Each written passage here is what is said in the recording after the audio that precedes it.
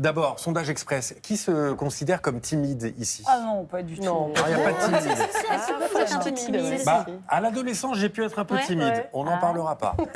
Mais en revanche, Mélanie Gomez va nous dire que pour être bien dans sa tête, il faut essayer de dompter sa timidité. Et il y a des techniques pour ça. Oui, on va essayer d'en faire ce matin un super pouvoir même de la timidité parce que pour ne plus la subir, c'est ça le problème en fait le plus souvent avec ce trait de caractère, on va dire.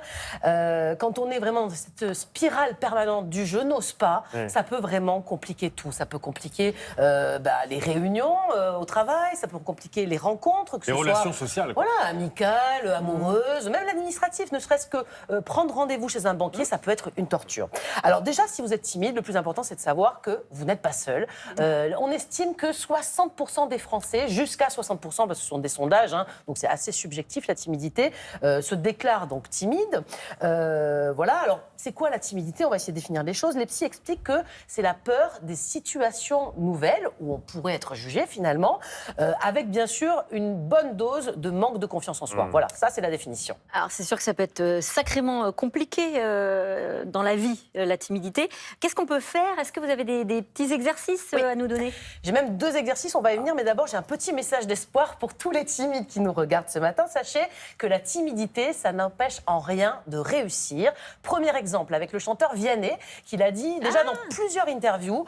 Lui, en interview par exemple, à ses débuts, même encore aujourd'hui, quand il ne connaît pas les gens, il lui faut un vrai temps d'adaptation, c'est pas simple. Et puis autre exemple, un peu plus ancien, avec Jacques Brel. Alors lui, c'est pareil, il était un grand timide et il disait même qu'il chantait pour justement vaincre sa peur d'être nul, rien que ça. Alors, le premier exercice que je vous propose aujourd'hui... quand même parce qu'il y a certaines situations Allez-y, où... notez, effectivement. Ça peut aider. C'est le mini-courage. Ça, c'est le nom du premier exercice. Alors, c'est un exercice qui est inspiré des thérapies cognitivo et comportementales. Le principe, c'est d'oser un tout petit peu plus chaque jour. On ne va pas tout révolutionner d'un coup, mais l'idée, c'est de faire un pas de plus chaque jour et vraiment de s'y tenir. Tous les jours, un petit défi, on se fixe un petit objectif, vraiment une toute petite chose. Ça peut être, par exemple, aujourd'hui, je vais dire bonjour à un inconnu. Ça peut être énorme pour un Comme ça, pour dans un la timide. rue, on dit bonjour? Un inconnu, on va dire quelqu'un que vous croisez quand même peut-être tous les jours, à qui vous n'avez pas l'habitude. Sinon, vous risquez d'avoir un autre problème. Voilà. Essayez ça. Donc, dire bonjour à un inconnu. Ça peut être oser demander au restaurant, par exemple, à ouvrir la fenêtre quand il fait trop chaud. Pour un timide, c'est très difficile. Et surtout, ne pas s'excuser 3 fois d'avoir demandé ça. Vous voyez, ça, ce sont des mini-défis que vous pouvez vous poser comme ça, vous mettre chaque jour, parce que ça va vous aider finalement à reprogrammer votre peur, à vous désensibiliser finalement.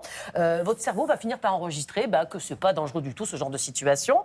C'est une méthode qui est très bien expliquée par le psychiatre Christophe André, dans son livre intitulé La timidité. C'est un outil vraiment que je vous conseille. Voilà, pour ceux qui veulent aller peut-être un peu plus loin. Je peux vous donner un petit conseil moi aussi. Allez-y, bien sûr. L'ancien timide. Je comptais jusqu'à 3. Ouais. À l'adolescence, par exemple, je suis au cinéma avec ma copine. Ouais. Je veux lui prendre la main. Je compte jusqu'à 3 et je me dis à 3, t'as pas le choix, t'y vas. Tu lui prends la main. Et ça marchait? Ça Ça marchait. C'était ma système perso. C'est pas mal. Comptez jusqu'à 3. C'est des micro-défis, c'est ce que Voilà. vous dites en fait. Ça, c'est le premier exercice. Donc, il y a l'exercice des 3 secondes avec Samuel. Et puis, j'ai un dernier exercice à vous proposer, c'est celui du miroir bienveillant. Celui-là, il nous vient du champ de la psychologie positive. Alors, le matin, on se regarde en se brossant les dents, par exemple, 30 secondes, on se regarde vraiment, vous voyez. Et on va se dire une petite phrase courte et surtout positive. Ça peut être « j'ai le droit d'être moi, même si je suis timide » ou alors, je n'ai pas une variante, « je suis au top, même si je suis timide ». Alors, ça va paraître cucu, j'en suis sûre à certains.